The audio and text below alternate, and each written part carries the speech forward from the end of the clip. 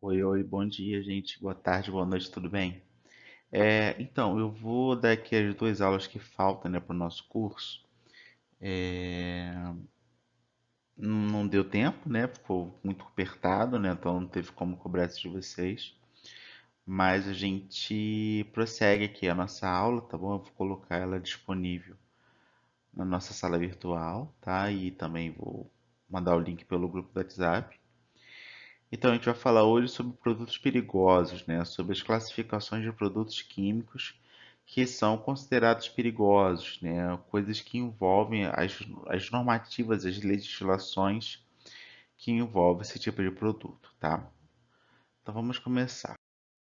Em primeiro lugar, eu tenho que explicar o que é o GHS, né? GHS é a sigla em inglês para Sistema Globalmente Harmonizado, né? Global Harmonization, não sei falar.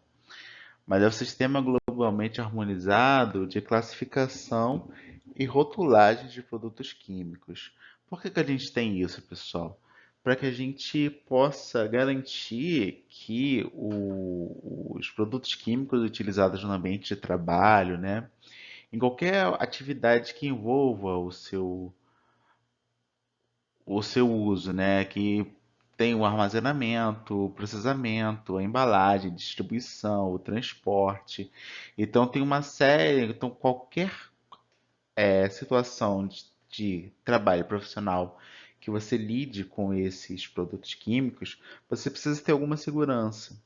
E essa segurança ela vem justamente dessa classificação GHS que vem da ONU, da Organização das Nações Unidas, né?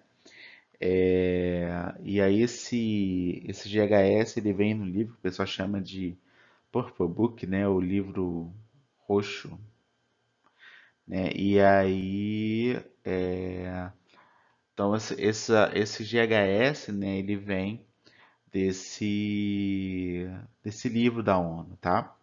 Só que aí em português, né, a gente tem a normativa 26 do Ministério, né, do antigo, do falecido Ministério do Trabalho, que agora a gente não temos mais Ministério do Trabalho. Mas a normativa ela continua ativa, tá?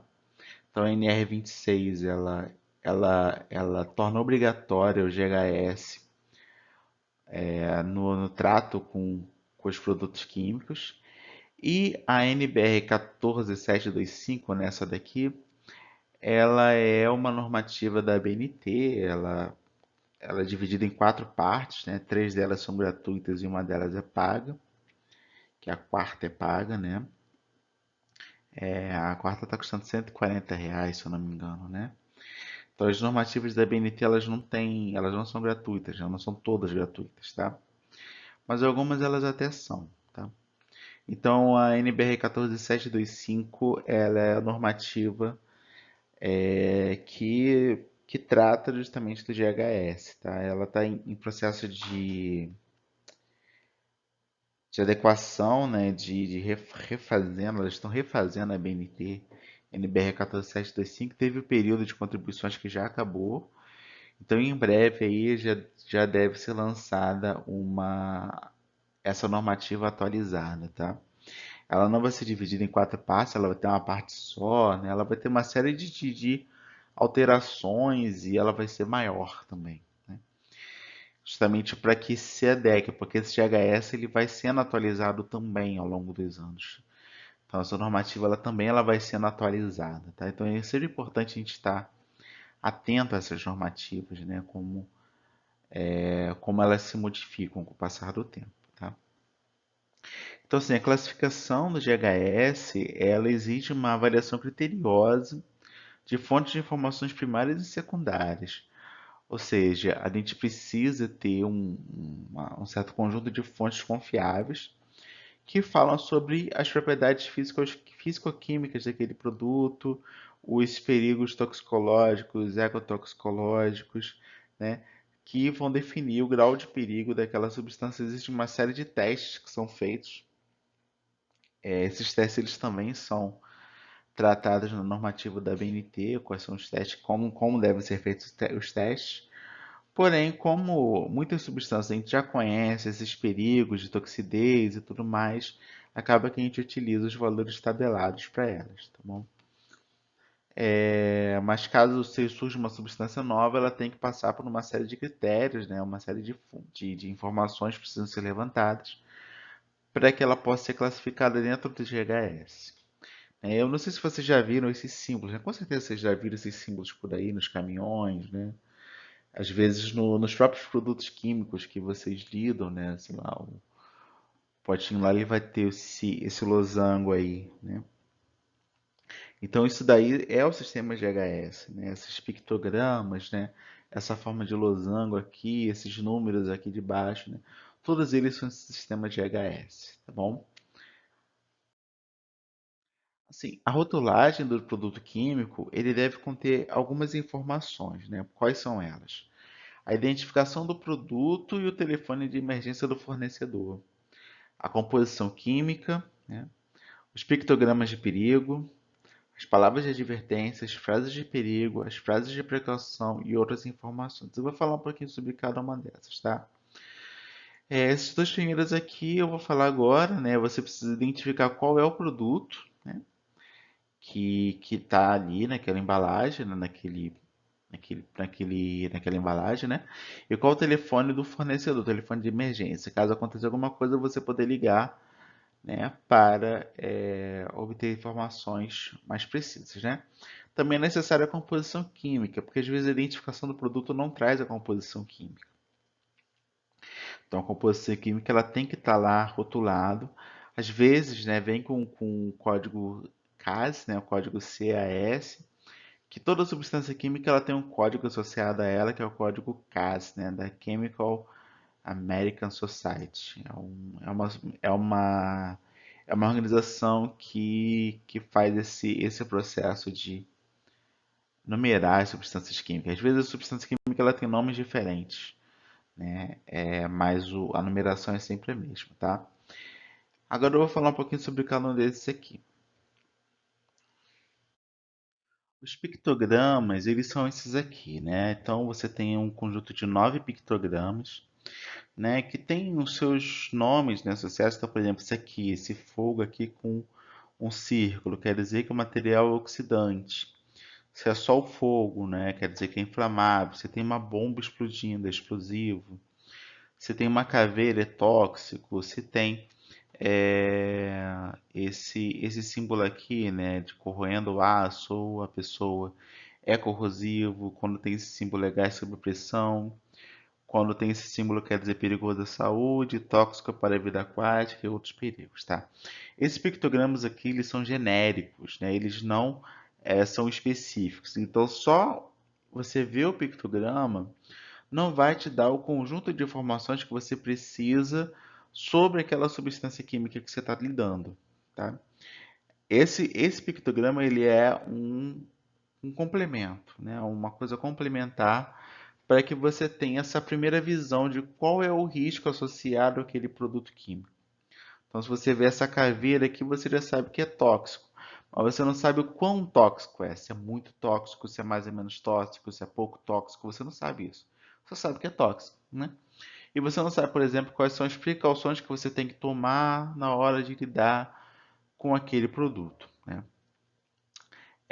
Então, esses pictogramas eles vão te dar essa visão mais geral, inicial, daquele produto que você vai estar lidando. Quais são os riscos daquele produto perigoso que você está lidando, tá?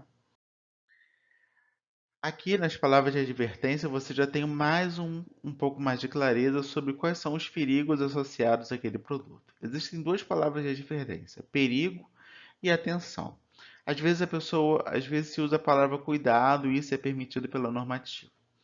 Então, perigo e atenção. Perigo é quando são categorias mais graves de perigo, né? Então, quando, por exemplo, tem um risco iminente, né, de morte ou de um dano muito sério, você tem a palavra de advertência perigo. Quando o risco é um pouco menor, você tem a palavra atenção ou a palavra cuidado, tá?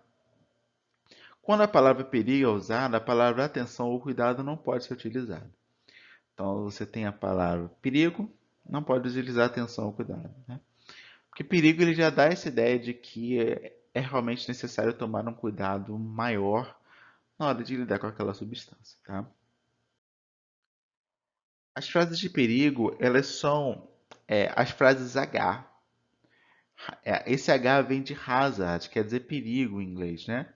E ela se refere a perigos físicos, à saúde ou ao meio ambiente que estão associados ao produto. Isso aqui, as frases de perigo, né, e as frases de precaução, né, que frases P, elas vão nos dar uma visão mais específica sobre quais são os perigos daquele produto. Você vai ter uma visão melhor, né, de quais os cuidados que você deve ter na hora de lidar com aquele produto, tá?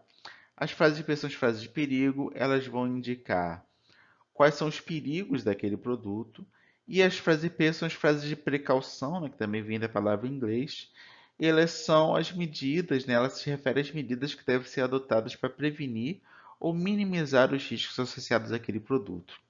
Então, as frases H elas nos dão qual o perigo e as frases P elas nos dão o que nós podemos fazer para controlar, para que aquele perigo ou que aquele risco não se torne real, não se torne realmente um dano ou para a saúde, ou físico, ou para o meio ambiente, tá? Dentro da frase H tem três séries. Os H200, né, que são os riscos físicos, H300, que são riscos à saúde, e H400, que são os riscos ao meio ambiente. Isso aqui vai ficar mais claro no próximo slide. Então, aqui a gente tem alguns exemplos de frases de perigo, tá? E aí tem um código, né? Normalmente vai estar escrito só o código. Aí você consulta a normativa para você ver qual a frase de perigo que aquele código está associado. Então, por exemplo, H200 é explosivo, instável. H221 é um gás inflamável. H227 é um líquido combustível.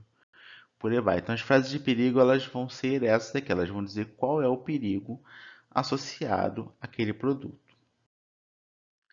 As frases de precaução elas vão nos mostrar o que fazer na hora de lidar com aquele produto, né? Então tem as frases de precaução geral, então aqui, por exemplo, P101.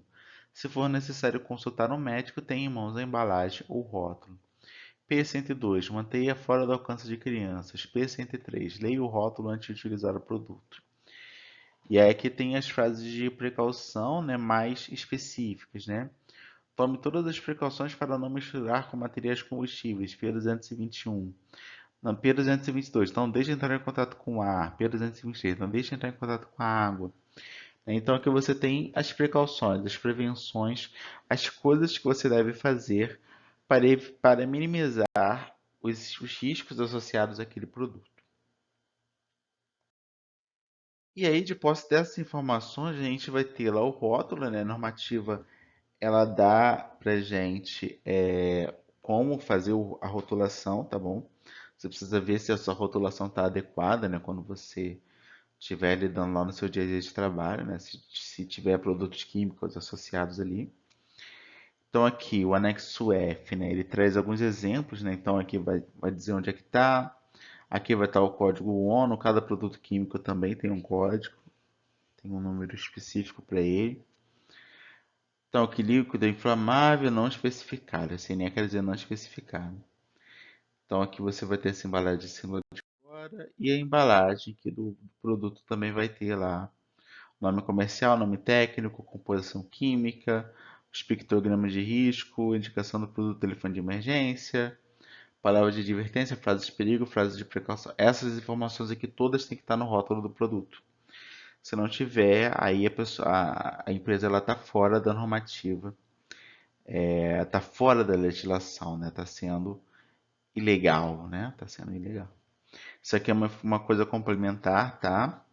Mas o que vai dar para gente, né, informações específicas sobre aquele produto perigoso é a FISPIC. O que é a FISPIC? A FISPIC ela é a ficha de informações de segurança de produtos químicos. Ela vai nos fornecer informações sobre vários aspectos dos produtos químicos com relação à segurança, saúde, proteção, meio ambiente, né? Quando elas não são elaboradas, né, de acordo com a norma técnica, né, NBR 147254 da BNT, ela não pode ser considerada uma FISP, porque ela pode ser uma ficha de informações e tal, mas não uma FISP. Essa ficha ela é composta por 16 seções numeradas e dispostas como trata a normativa da BNT. A mesma normativa que a gente está lidando aqui durante a nossa aula, tá? Como essa normativa está sendo alterada, a ficha ela também vai ser alterada, né? Ela vai ter mais uma seção numerada e tal, mas de todo modo essa daqui é a mais recente, é com ela que a gente está lidando no dia a dia de hoje, né?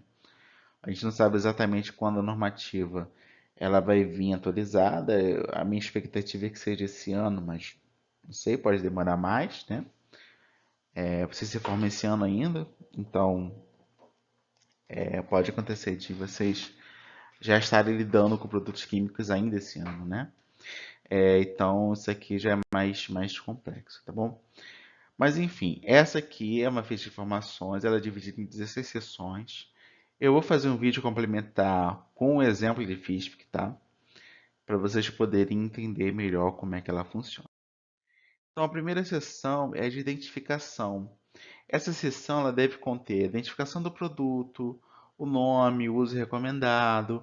Também deve indicar a empresa fornecedora do produto. Ali tem que estar o telefone da empresa, o endereço da empresa e coisas do tipo. Na seção 2 vai ter a identificação dos perigos, né? E aí a gente vai entrar lá no GHS, no sistema GHS, né? As classes de perigos, espectrogramas, as frases de advertência, tudo isso que a gente acabou de ver. Isso tudo tem que estar na seção 2 da FISP. Se não tiver, está fora da normativa, etc. A seção 3, ela fala da composição e informações sobre os ingredientes, né? Então, a seção 3 você vai indicar quais são os componentes que contribuem para o perigo, né? Caso o ingrediente seja um segredo industrial, os perigos dele devem ser identificados, tá?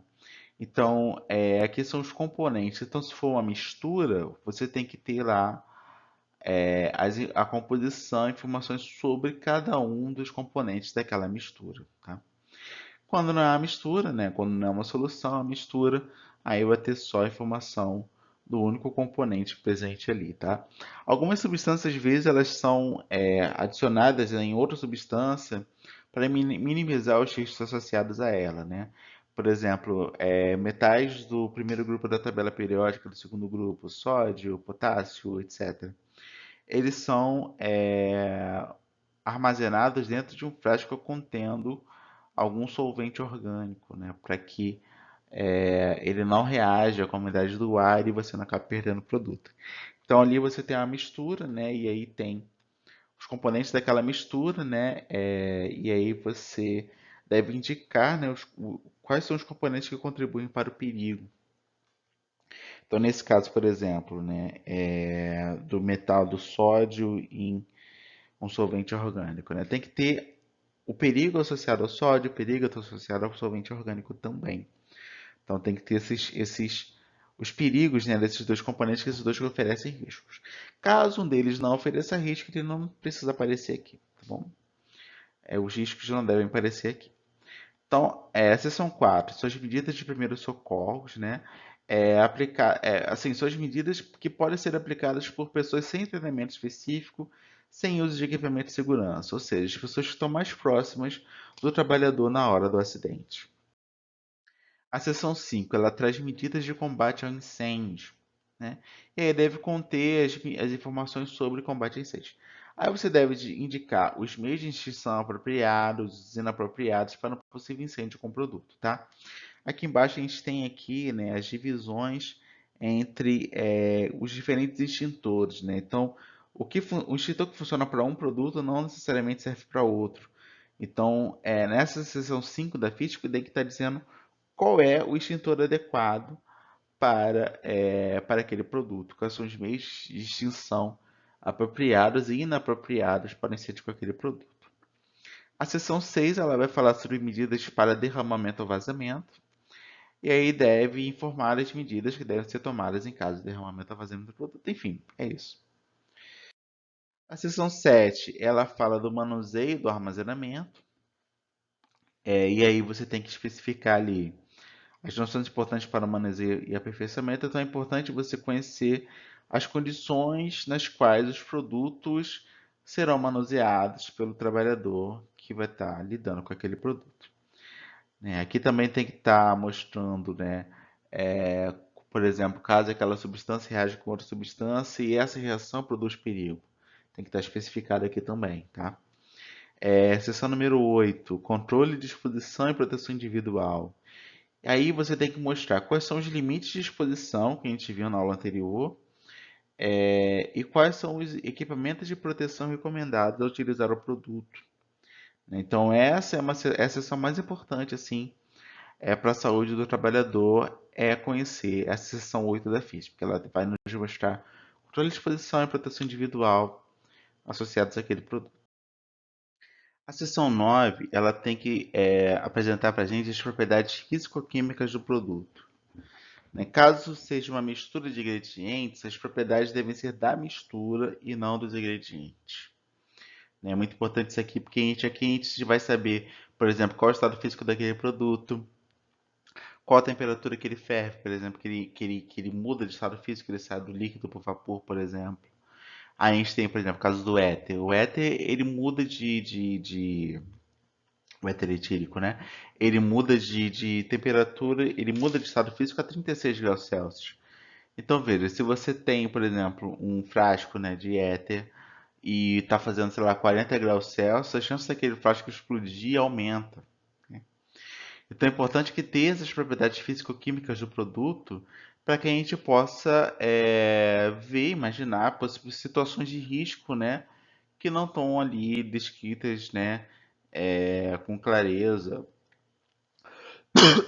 naquela ficha, desculpa.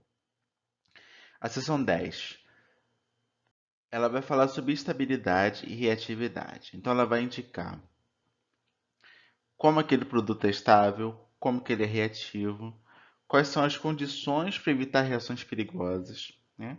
E quais são os materiais que são incompatíveis àquele produto. Então, isso aqui tudo tem que estar escrito na seção 10. Seção 11, ela vai trazer para a gente as informações toxicológicas, né, que são os riscos à saúde humana, né, que estão apresentados na seção 2, tá? E quais são os sintomas que aquele produto pode causar. A seção 12, ela vai trazer resultados de estudos em relação aos perigos ao meio ambiente. Então, qual é a toxicidade daquele produto no ambiente, quais são as consequências se aquele produto for descartado no meio ambiente, né? Aí você tem aqui a seção 13, que são as considerações sobre a destinação final. Então, existem legislações que tratam, né, da destinação final, ou seja, do lixo, né, do jogar fora, né? Como que você deve jogar fora aquele produto? Qual é a destinação final que aquele produto tem que ter, né? Como é que ele vai para se ele vai para reciclagem, se aquela embalagem ela tem que ter algum tratamento especial antes de ser descartado, enfim. Legislações aplicáveis para esse descarte. Então, a seção 3 elas têm que ter essa informação sobre o descarte do produto, né?